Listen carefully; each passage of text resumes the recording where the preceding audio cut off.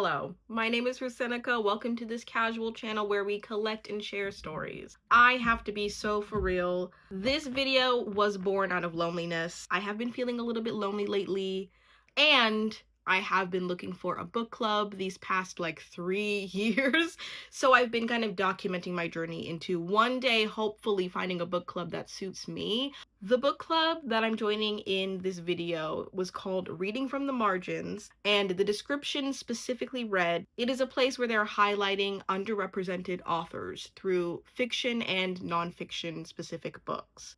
As somebody who feels isolated based off of my identity and just being a marginalized person, I found that to be very exciting.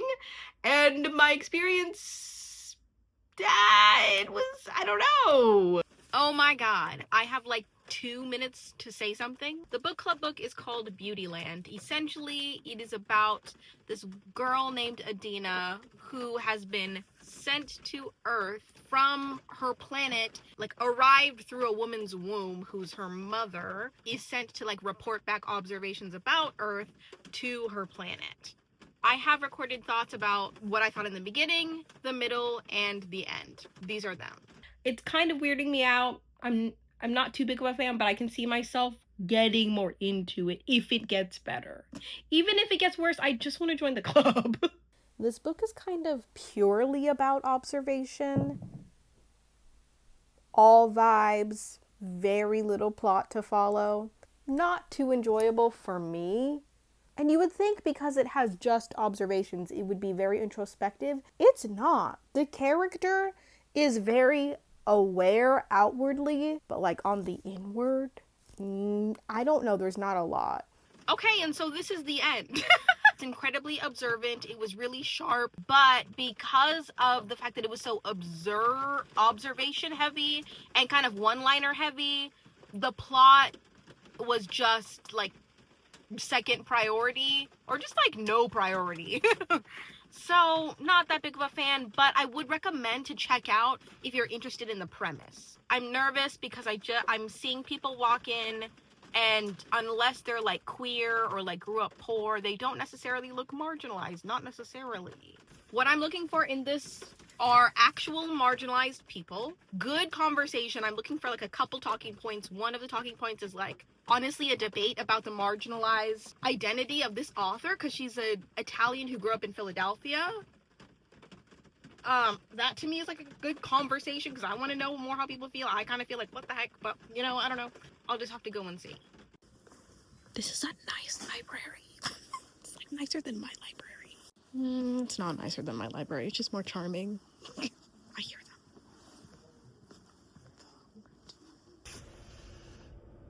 them.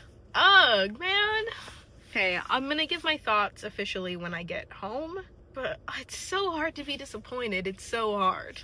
I left early and I am disappointed, and honestly, I really am shocked at my emotional reaction to the disappointment because I didn't think it was gonna hit me that hard. I'm gonna cry. Here are the reasons why I'm gonna cry. I'm sure that I have explained that I am on a journey to find a book club, marginalized focused book club, a book club focused on unrepresented authors, which is what the description of this site said this book club was about. I walk in, I see just a bunch of white people. And you can be white and then also a part of marginalized communities, but I was looking for the POC and there wasn't one. So I say, oh, to myself, or like, oh shit. And I debate, like, do I go in? Do I walk away? I drove 50 minutes to this book club, okay? And the first book club, I wasn't that shocked by having no marginalized people because I live in a red state in a red city. I drove myself to a blue dot amongst this red state. My city's capital. So I was like, there's definitely gonna be people of color here. I'm so silly. Like, I walk in just giving it a chance, and it's a lot of quirky senior citizens. Okay. I consistently am finding myself in spaces with quirky white senior citizens who are down to talk about things that normal red dot senior citizens are not. Like, let me give the conversation a chance. I drove 50 minutes. It was just not fulfilling.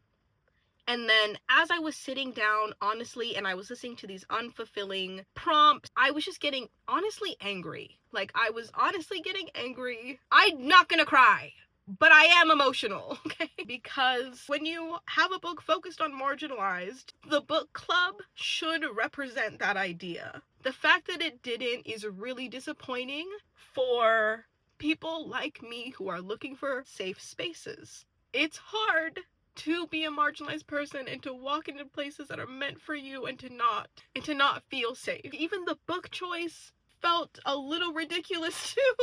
And I've come to realize there are like a couple of archetypes that will exist in every book club. There will always be somebody who's very eager to speak and who will speak often, but does not provide that much value. I feel bad at my anger towards them, but they love to bring up points that are just not that interesting. And then there's like another person who wants to project a personal story, a personal anecdote that doesn't tie into the book hardly at all. And then there's also like kind of the intellect that has good observations that you kind of are like most connected to. This is just how I feel. And on one hand, of course, it's like, okay, it's good that people are pushing themselves that are not marginalized to focus on marginalized people, but the book choice was so debatable that it was like, this feels stupid.